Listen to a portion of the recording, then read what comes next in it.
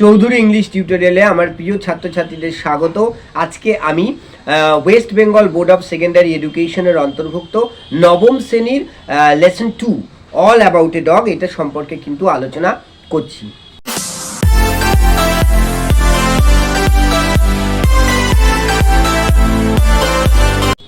তা যারা 9-এ পড়ো তারা অনেকেই হয়তো গল্পটা পড়েছো, বা যারা পড়েনি তারা কিন্তু চটজলদি আমার সাথে গল্পটি কিন্তু তারা পড়ে নাও।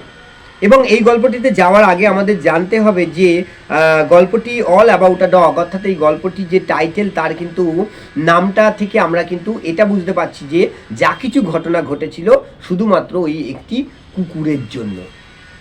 একটি ক্ষুদ্র অ্যানিমেল, যে অ্যানিমেলটা কিন্তু এই যা কিছু ঘটনা ঘটেছিল সে খারাপ কিছু ঘটে থাক বা তার থেকেও খারাপ কিছু ঘটে থাক, সেটা আমরা গল্পটা পড়লেই জানতে পারবো। সেটা সম্পর্কে কিন্তু ওই ক্ষুদ্র অ্যানিমেলটি কিন্তু কিছু জানে না। এটা গেল টাইটেল। দ্বিতীয় কথা, এজি গার্ডিনার নিজেই ছিলেন একজন জার্নালিস্ট এবং অথর, এবং এখানে তিনি কিন্তু একজন ট্রু অবজারভার। কিসের ট্রু অবজারভার? একটি ডাবল ডেকার বাসে করে একজন ভদ্রমহিলা কুকুর নিয়ে যখন যাওয়ার জন্য বাসে উঠলেন, তখন কিন্তু বাস কন্ডাক্টর কিন্তু কী করলেন, তাকে জোর করে ওই যেহেতু কুকুর নিয়ে উঠেছেন তাই তাকে বাস থেকে কিন্তু নামিয়ে দিলেন। Because according to him it was purely against the rules of the বাস। এই যে রুলস অফ দ্য বাস, আমরা কিন্তু অনেক ক্ষেত্রে কিছু নিয়ম কিন্তু মানে তৈরি করি নিজেরাই তৈরি করি, আবার নিজেরাই ভাঙি, এরকম ব্যাপারটা। তাই দেখা যাচ্ছে যে বাস কন্ডাক্টর রুলটা করেছেন বাসে চলার জন্য, এই নিয়ম এই করা যাবে, এটা নিয়ে ওঠা যাবে না, কুকুর নিয়ে ওঠা যাবে না, ইত্যাদি ইত্যাদি। কিন্তু তিনি তার নিয়মটা পালন করবেন যাত্রীবর্গরা, এটাই স্বাভাবিক কথা। কিন্তু লেখকের মতে এখানে যেটা দেখানো হচ্ছে মূলতই যে একটা নিয়ম, যে নিয়মটা পালন করার জন্য কিন্তু অবশ্যই আমাদের কিন্তু ট্রু স্পিরিট, একটা ফ্রেন্ডলি কিন্তু বিহেভিয়ার প্রয়োজন, যেটার কিন্তু ল্যাক ছিল কার? কন্ডাক্টরের। চলো আমরা গল্পটা করে নিই। I was travelling in a bus, লেখক বললেন আমি একটি বাসে করে যাচ্ছিলাম।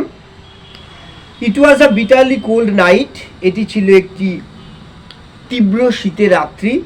And even at the far end of the bus, এবং এই তীব্র শীতের রাত্রিতেও বাসের এক প্রান্তে, বাসের কোণেও, আমরা দেখি না ওই কোনা যেগুলো, মানে বাসের কোনা বলো বা এমনি কোনি ব্যাপারগুলো, কোন ঘ্যাকসাত ব্যাপারগুলো মনে হয় যেন একটুখানি বেশ উষ্ণতা পাবো তাহলে, কিন্তু ওখানেও কিন্তু বলছে the east wind cut like a knife, পূর্ব দিকের হু হু করে বাতাস যেন ছুরির মতো বিঁধছিল। অর্থাৎ বাসের একটা কোনাও কিন্তু ওই তীব্র ঠান্ডার থেকে রেহাই পায়নি, এটা বলা হচ্ছে। The bus stopped and two women and a man got in together and filled the vacant places. হঠাৎ করে বাস চলতে চলতে থেমে গেল। ওই দুজন ভদ্রমহিলা থেমে গেল। কেন থেমে গেল? প্যাসেঞ্জার হাত তুলেছেন, বাসে এবার প্যাসেঞ্জার উঠবে। দুজন ভদ্রমহিলা এবং একজন ভদ্রলোক তারা উঠলেন একসাথে। উঠে দেখলেন, কি করলেন, একটু ফাঁকা জায়গা আছে, ওখানে গিয়ে তারা বসে পড়লেন। তাই বলছে যে filled the vacant places. The younger woman carried a little Pekinese dog, কী করলেন, তার মধ্যে যে ভদ্রমহিলা মানে ছোট ছিলেন, তার মধ্যে দুজন ভদ্রমহিলার মধ্যে যিনি ছোট ছিলেন তিনি কি করলেন, একটা পিকিনিস ডগ কিন্তু তার সাথে নিয়ে উঠলেন। পিকিনিস ডগ হচ্ছে একটা ছোট্ট স্মল ডগ, বড় বড় তার হচ্ছে গায়ে লোম থাকে, এবং তার মধ্যে কি থাকে, বড় বড় লোম থাকে, আর একটুখানি মুখটা কিন্তু তার তোমার ওই একটু ফ্ল্যাট হয়, ফ্ল্যাট ফেস থাকে। এটা হচ্ছে Pekinese dog is a kind of dog, এটা হচ্ছে একটা পেট ডগ। দ্য কন্ডাক্টর, ওইটা নিয়ে উঠে পড়লেন। The conductor came in and took their fares, conductor স্বভাবতই আসলেন, এসে সবার ভাড়া নিলেন। তখনও কিন্তু কুকুরটার দিকে তার কিন্তু দৃষ্টি পড়েনি। Then his eye rested on the beady eyed dog, তারপরে ওই ছোট্ট ছোট্ট চোখ যেন পুঁতির মতো চিকচিক করছে, সেই ছোট্ট ছোট্ট চোখ বিশিষ্ট কুকুরটির দিকে কিন্তু কন্ডাক্টরের দৃষ্টি পড়ল। এইবার গন্ডগোল শুরু। লেখক বললেন I saw trouble coming up, আমি দেখলাম ঝামেলা শুরু হচ্ছে এবার। This was the opportunity for which the conductor had been waiting, এই একটা সুযোগ ছিল যে সুযোগের জন্য কিন্তু কন্ডাক্টরকে দেখে মনে হলো যেন তিনি অপেক্ষা করছিলেন। And he intended to make most of it, এবং তিনি কি করলেন, লেখকের মতে তিনি চাইলেন, ইন্টেন্ডেড মানে চাওয়া, যে এই সুযোগের সদ্ব্যবহার করতে। I had marked him as the type who had a general vague grievance against everything. মানে কি হলো, লেখক বললেন যে আমি তাকে এইভাবে মার্ক করেছিলাম, তিনি এরকম ধরনের ব্যক্তি হতে পারেন যে যার কিন্তু সমস্ত মানে বাসের মধ্যে যা কিছুই হচ্ছে, ওই প্যাসেঞ্জাররা উঠে তার জায়গায় বসে যাচ্ছে, এই ধরনের যা কিছু হচ্ছে তাই নিয়ে কিন্তু তার একটা কিন্তু একটা কমন কিন্তু একটা তার ক্ষোভ ছিল, একটা স্বাভাবিক একটা ক্ষোভ কিন্তু ছিলই। আরও ক্ষোভটা বেড়ে গেল কাদের প্রতি, বিশেষ করে বলছে he seemed to have a particular grievance against passengers who came and sat in his bus while he shivered at the door. খুব সুন্দর একটা কন্ট্রাডিকশন। তাকে দেখে মনে হলো লেখকের মতে তার একটা পার্টিকুলার কিন্তু ক্ষোভ আছে সেই সমস্ত প্যাসেঞ্জারদের প্রতি যারা কিন্তু উঠে পড়েন বাসে, উঠে তার জায়গায় বসে পড়েন, আর তিনি নিজে কিন্তু শীতে কাঁপতে কাঁপতে গেটে দাঁড়িয়ে দাঁড়িয়ে যান। এটা করবেনি, স্বাভাবিক ব্যাপার। কিন্তু দেখা যাক কি হয়। কুকুর নিয়ে তার আপত্তি, you must take the dog out, আপনাকে কিন্তু কুকুরটা বার করতেই হবে। হি সেইড, কন্ডাক্টর বললেন ওই ভদ্রমহিলাকে, কোন ভদ্রমহিলাকে, the lady with the dog.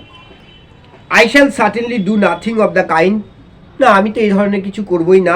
You can take my name and address, তিনিও বললেন যে কী করলে আপনি আমার নাম ঠিকানাটা নিয়ে নিতে পারেন, আমি এরকম করবো না, তারপরে দেখছি কি হয়। এটা তো এখন একটা ট্রেন্ডও চলছে, আপনি আমার নাম ঠিকানাটা নিয়ে নেন, আমি দেখে নিচ্ছি।